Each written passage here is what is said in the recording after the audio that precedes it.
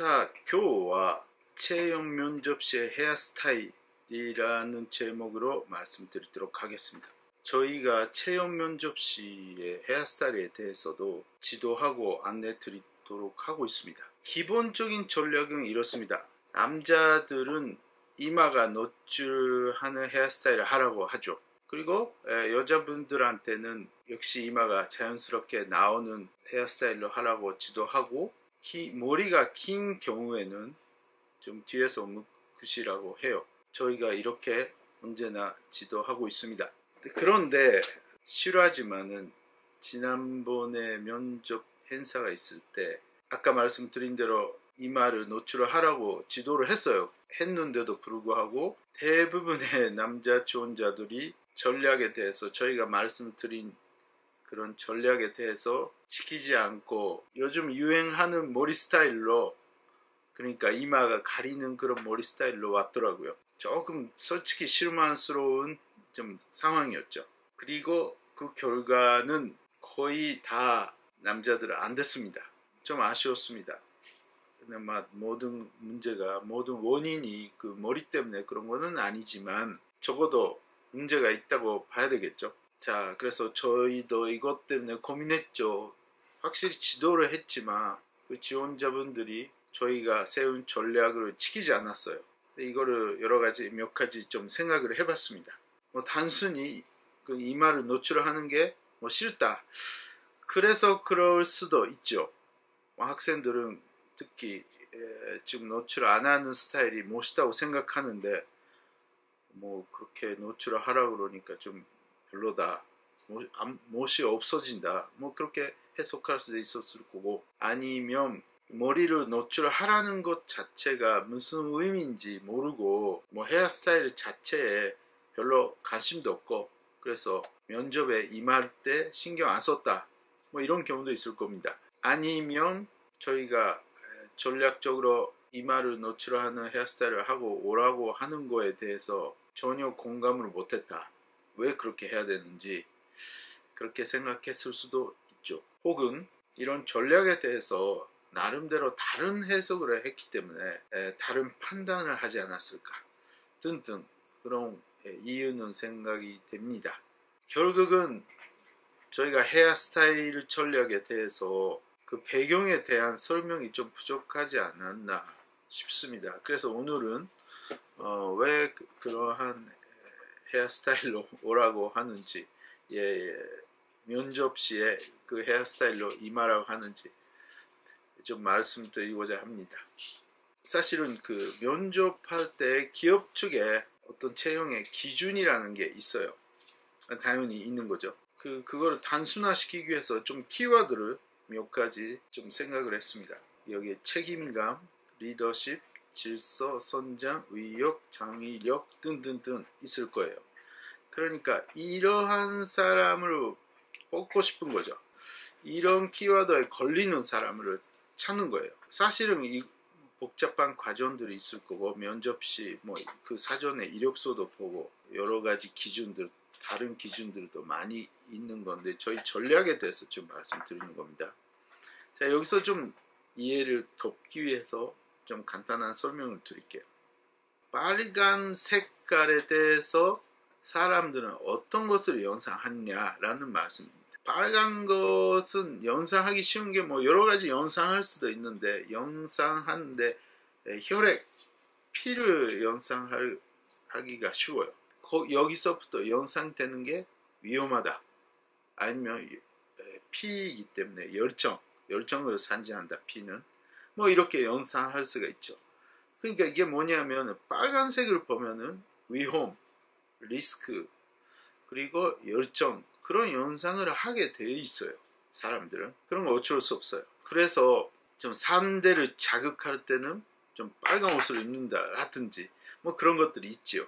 그와 같이 면접 시에 면접관에게 어떤 것을 눈에 들어오게 하느냐에 따라서 그 사람들이 어떤 것을 연상하게끔 하느냐라는 게 전략적으로 생각할 수가 있어요. 이게 좀 너무 이야기를 복잡하게 말씀드리고 있지만은 단순하게 생각하면은 상대가 우리를 아까 키워드 있는 것처럼 그런 이미지를 생각하게 만드는 전략이라는 거죠.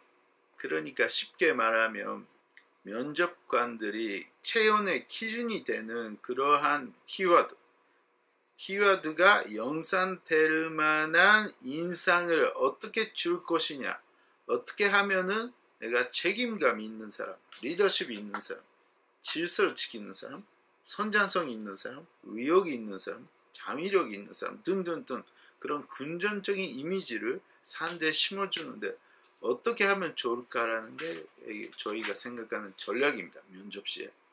반대로 면접관들도 외형을 보면서 그런 거를 읽어내려고 일부러 하고 있어요. 그 사람의 속성에 대해서 읽어내려고 적극적으로 하고 있다는 사실도 여러분들은 잘 알고 있을 겁니다. 그냥 결론적으로 말씀드리자면 이 사진에 있는 것처럼 학생처럼 보이는 것보다도 좀 어른스럽게 보이는 게 책임감, 리더십, 질서 등등 그런 게 연상하기가 쉽다라는 거죠.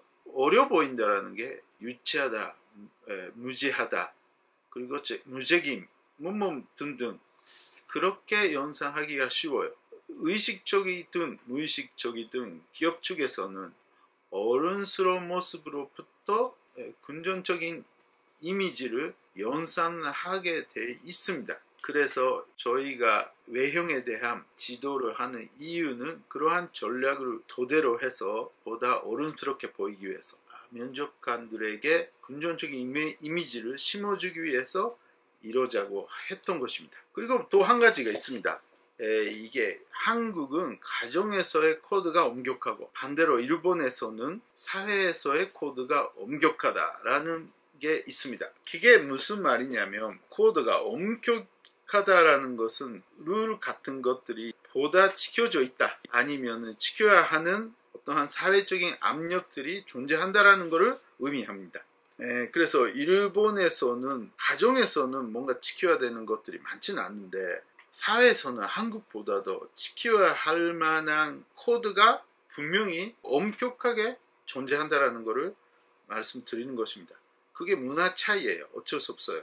그러한 의미에서 자기식의 어떤 해석을 하기 전에 먼저 사회적인 코드가 무엇인지를 알아야 한다는 거죠. 일본에서 그런 것들이 엄격하게 나타나는 대표적인 것들이 결혼식에 옷차림 같은 것도 한국은 굉장히 자유롭지 않습니까? 그런데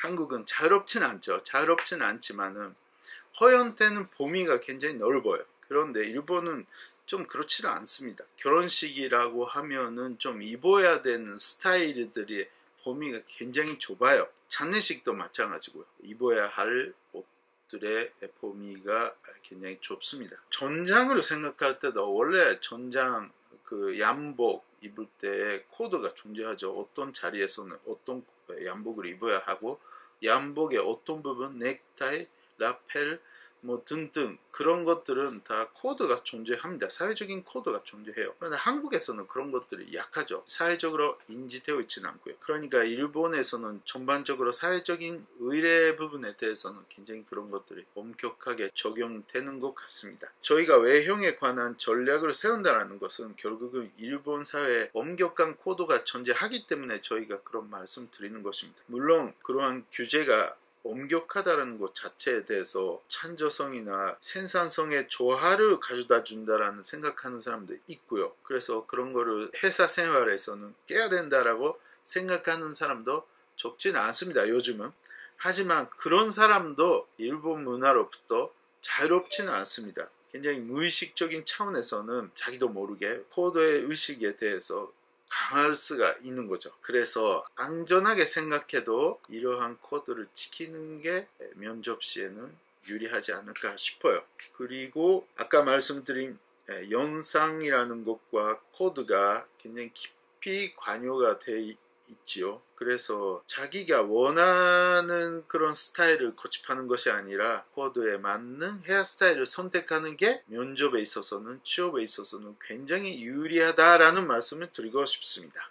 결론이죠. 전략으로서는 보다 어른스러워 보이는 그런 연출을 하는 게 유리하고요. 또 그래야 되고요. 그리고 두 번째로서는 먼저 일본 사회의 코드를 이해하고 대응하는 것이 좋은 방법이다 라고 할 수가 있습니다.